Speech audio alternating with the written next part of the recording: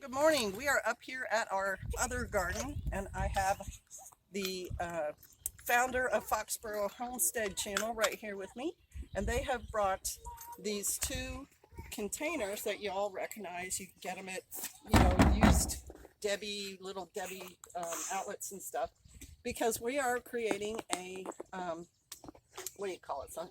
Irrigation system. For this garden. It's off-grid hose garden watering, right? It can be adapted to be like a drip irrigation system, but right now what we have are two tanks that used to have had organic farm like fertilizer type stuff in it. So not anything bad for plants, and fortunately it wasn't full of sodium lecithate or whatever. Right. Lecithin Soybean goop that we had to clean out first. Yeah. So it's pretty much ready. And come over here and look at this attachment. If you have ones that have this little indention on them right here, this has the threading, but it also has this indention, and this one down here also. Right? You can see this. That's called a quick connect attachment, and you can get something like this from Amazon.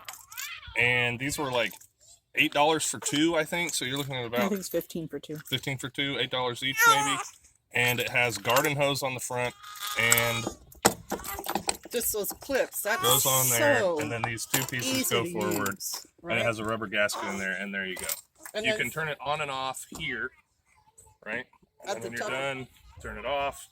And then attach your hose there, and because it's up, it'll have some pressure on it, and so we can use that to water this garden, which we just got started planted. We have in there potatoes, tomatoes, we have a couple of summer squash, we have a watermelon vine. That grass patch is actually wheat.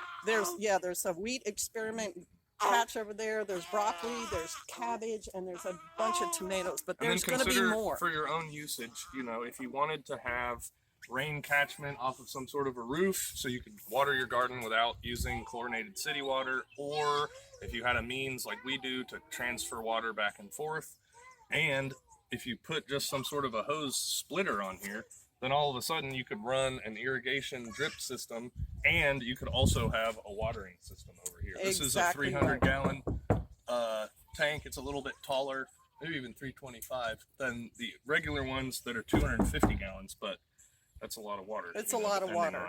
You're not going to use all that in a day for certain. And if you have such a big garden, then, get two of them. Right. So you could even run some kind of water catchment right on the top. There is a tarp you can buy that you can just set up there, and it'll catch water as well. So, this is going to work great. I'm so excited. Let's go fill it up. Yeah.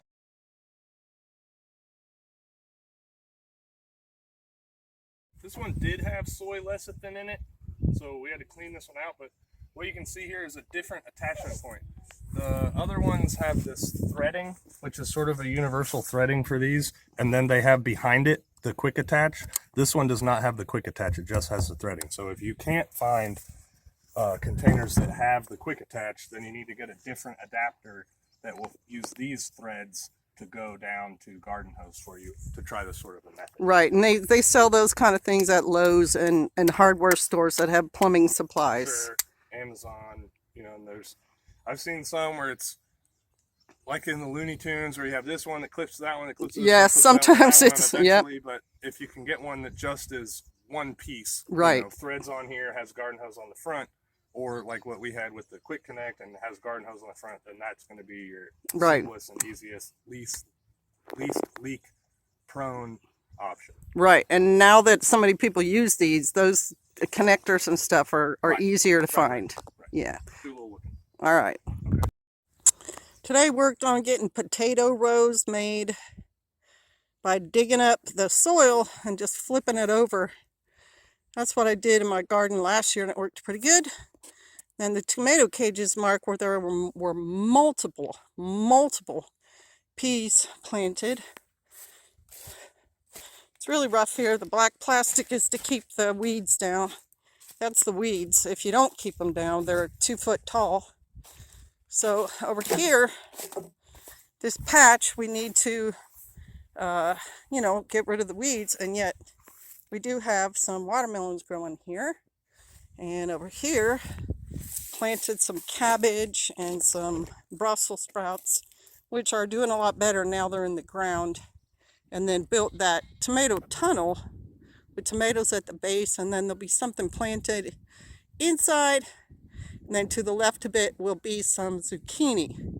This is a experimental wheat patch that did great. We'll be getting the seeds from that and replanting them. And then somewhere around here, I'm trying to remember where. Oh yeah.